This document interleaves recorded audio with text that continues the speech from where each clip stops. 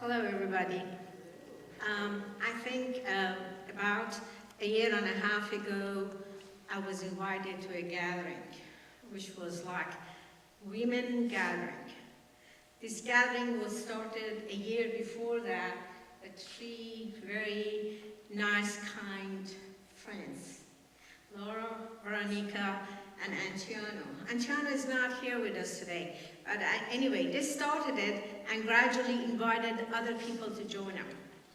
They invited every other friends from different ethnic background. I'm Persian, there were some other people from China, from every other places. They were welcome to come. They are still welcoming everybody else who is willing to come and join that group. We get together once every 2 or 3 months, have lunch together, say a lot of prayer, and we have people who are wanting to make a difference. When I joined that group, I got to know Antoinette. I met her in the Bahá'í Center a couple times, and of course I got attracted to her because she's really has a very noble attitude, was very nice. So I got to know the other people and really enjoyed to be and see if we can make a difference. So Antoinette is our speaker today, and she gathered a lot of information which she's going to present to you, and she put this program together. I'm thinking about the fact that her name is Antoinette, which is the name of a queen of France. I thought, how? That is where she got her nobility. Not that she has any relationship with her or anything. I thought, oh, well, that name fit her. And then I realized her last name is Washington. I said, oh my God, listen to that. She got her power, her leadership from our first president, George Washington. I know you're not related to him. I'm thinking you're not, but anyway. So she got both the nobility and leadership that is gathering in a wonderful person. Here is Antoinette Washington. She gathered some information she's going to present to us.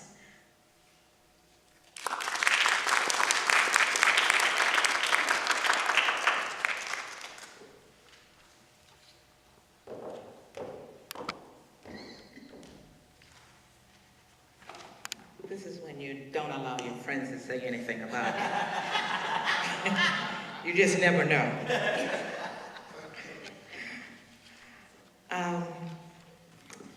Good morning.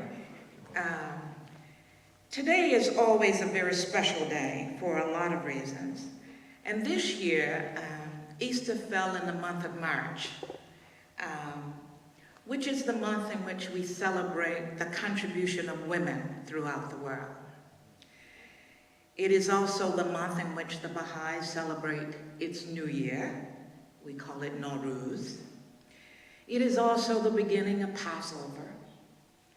So the month of March this year has a great deal of power.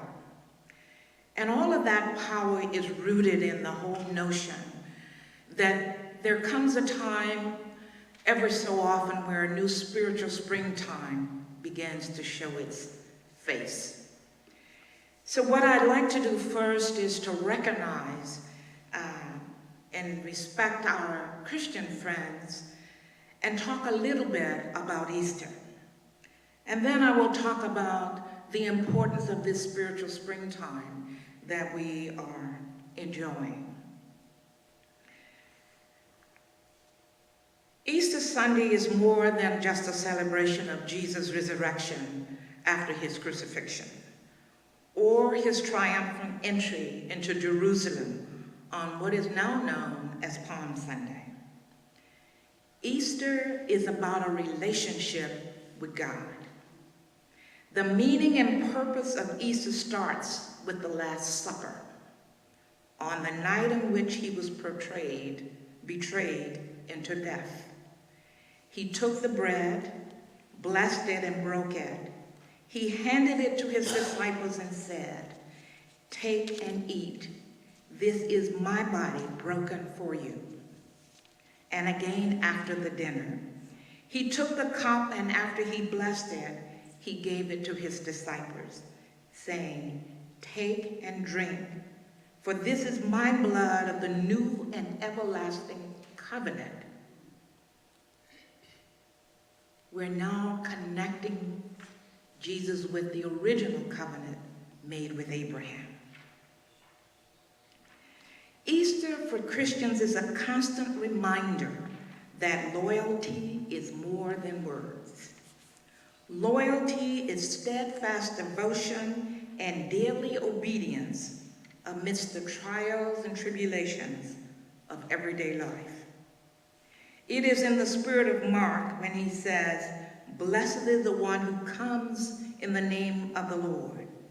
As we come to the close of the week preceding Easter, take a moment to consider anew Jesus called and promised.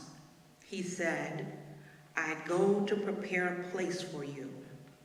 And if I go and prepare a place for you, I will come again and receive you unto myself.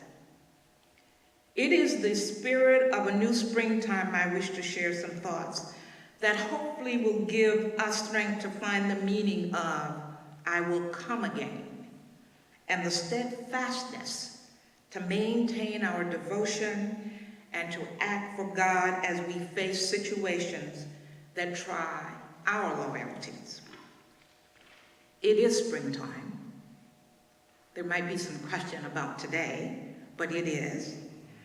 The physical springtime has arrived in Nashville, the symbol you see all around you. But springtime is thought of as a time of rebirth, change, coming alive, starting anew. The great poets speak of this time in ways that reinforce the concept of newness. Gloomy great days gone with the wind, rainbows of hues, painting colors again, soft, gentle smells, growth in the air. Sing to the meadows, plant your fields, and to the newfound love, the poets say, open your heart, find your true love. These images are about the physical springtime, the time that we all enjoy. However, I want to focus us on the spiritual springtime. It's divine in nature. However, it too requires us to open our hearts. The manifestation of God describes the new spiritual springtime in the following poetic words. The turning and falling of the autumn leaves is past. The bleakness of the wintertime is over. The new year hath appeared, and the spiritual springtime is at hand. The black earth is becoming a garden. The deserts and mountains are teeming with red flowers. From the borders of the wilderness, the tall grasses are standing like advanced guards before the cypress and jasmine trees, while the birds are singing among the rose branches like the angels in the highest heavens, announcing the glad tidings of the approach of that spiritual springtime. And the sweet music of their voices is causing the real essence of all things to move and quiver. Let's take for a moment the human family. The human family is again being given the chance to choose how it will learn, how it will evolve. This is a springtime for us as a human family and as individuals to choose again. It is an opportunity for us as a family and individuals to choose differently, to choose otherwise, to choose this time to learn love through wisdom, to take the spiritual path of clarity, of conscious growth, of conscious life. For some time, and now, time is running out. The cycle of hunger is taking hold on another generation of families. Another generation of children are going without education. Wars have displaced families. Homelessness is becoming a way of life. And hate is being expressed by second graders in ways in which we cannot even imagine. And families are finding it hard to stay together. This is what clouds the present spiritual springtime in our communities.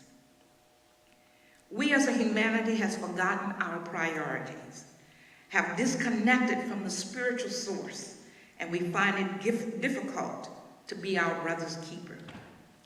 The new spiritual springtime will support the choice to learn through spiritual knowledge, to choose to release patterns of negativity, of doubt and fear that are no longer appropriate to who we are and who we are becoming.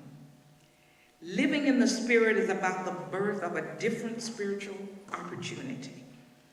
These opportunities become helpful attitudes, and some are courage and fortitude, kindness, generosity, compassion, and service. Think for a moment about service. In Luke 12:35 it says, "Be dressed for service and well prepared." And in the Bahá'í writings it says, "Service to mankind is the paramount motive of all existence." In another reference it says, "Service is man's merit liveth in service and virtue." Start today by believing and trusting in this new spiritual springtime. Trusting means that the circumstances that you are working toward your best and most appropriate spiritual end. There is no when to do this. There is no if to do this. You must do it.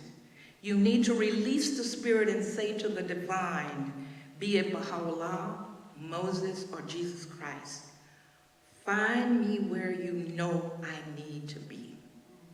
Let go and trust that God will provide, and so it shall be. Let your spiritual self complete the task. This is the time for growing, for trusting in the promise that God made, for opening up your hearts to all of the divine possibilities, and praying for God's blessings, and believing and acting as if all men have been created to carry forth an ever-advancing civilization. This is the season for joyous gathering. Take the cup of the testament in thy hand. Leap and dance with ecstasy in the triumphant procession of the covenant. Lay your confidence in the everlasting bounty. Turn to the presence of the generous God and ask for assistance from the kingdom of Allah. Seek confirmation from the supreme world and turn thy vision to the horizon of eternal wealth, and pray for help from the source of mercy. This period of time is the promised age, the assembling of the human race to the resurrection day. And now is the great day of judgment. Soon the whole world, as in springtime, will change its garb. As a result of Baha'u'llah's coming, the earth is in motion and growth. The mountains, the hills, and prairies are green and pleasant. The bounties are overflowing if we but just trust. The mercy universal. The rain is descending from the cloud of mercy. The brilliant sun is shining, and the full moon is on the horizon.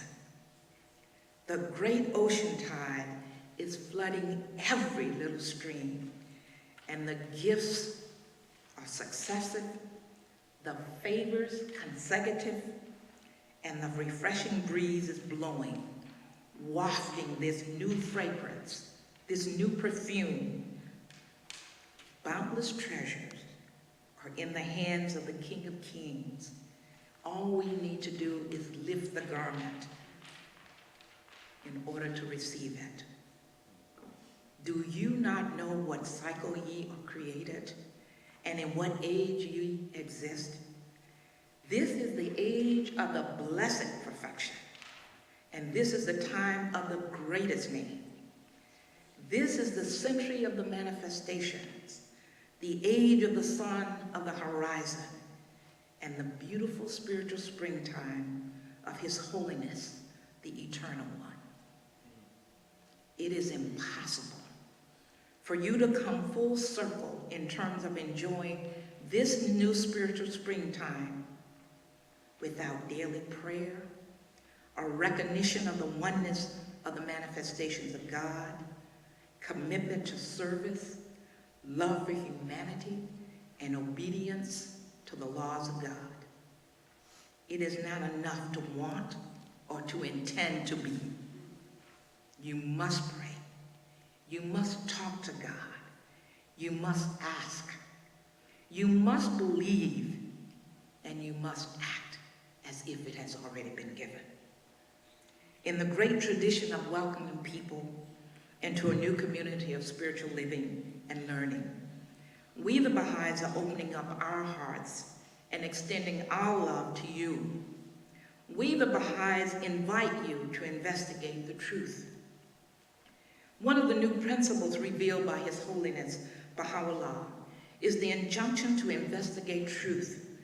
That is to say, no man should blindly follow his ancestors, or forefathers for that matter. Nay, each must see with his own eyes, hear with his own ears, and investigate the truth himself, in order that he may follow the truth instead of blind acquiescence and imitation of ancestral beliefs.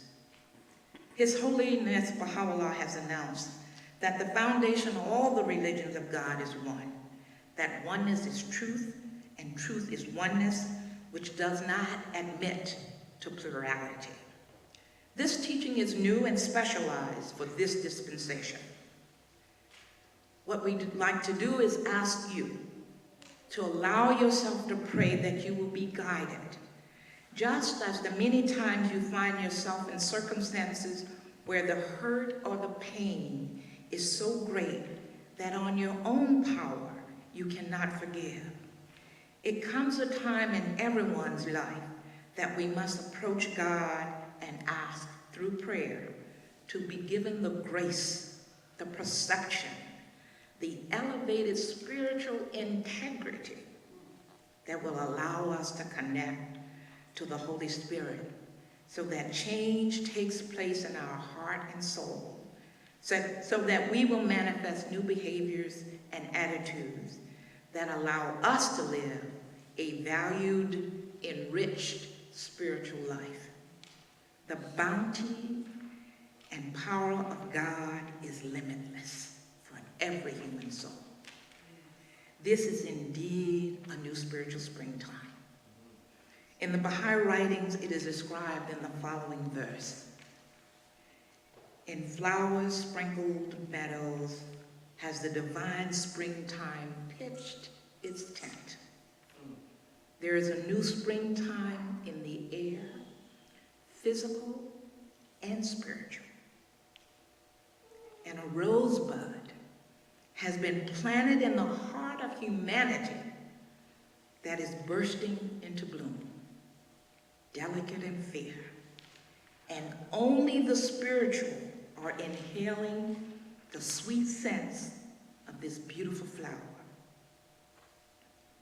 It is this spiritual connection to inner knowledge that we must develop in order to hear the wisdom within and manifest the beauty outward in acts of love and service. Therefore, our duty lies in seeking to polish the mirror of our heart in order that we shall become reflectors of that light and recipients of the divine bounties which may follow fully reveal themselves. To all of you, I wish that you will give faith a fighting chance in your life. And God forbid that love should ever leave you. Because all God wants for us is to have a loving relationship with him. All of the prophets have striven to make love manifest in the hearts of men. His Holiness Jesus Christ sought to create this love in the hearts. He suffered all difficulties and ordeals that perchance the human heart might become the fountain source of love. Therefore, we must strive with all of our heart and soul that this love may take possession of us, so that all humanity, whether it be in the East or in the West, may be connected through the bond of this divine affection. For we all are the waves of one sea. We have come into being through the same bestower and are recipients from the same center of light. The lights of earth are all acceptable, but the center of effulgency is the sun, and we must direct our gaze to that sun, that divine source. God is the supreme source, the supreme center.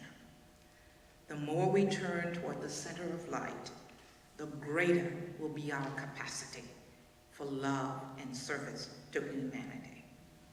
May we give to all of you, may he give to all of you a heart to worship him and to do his will honestly, readily, and with great generosity to your fellow man.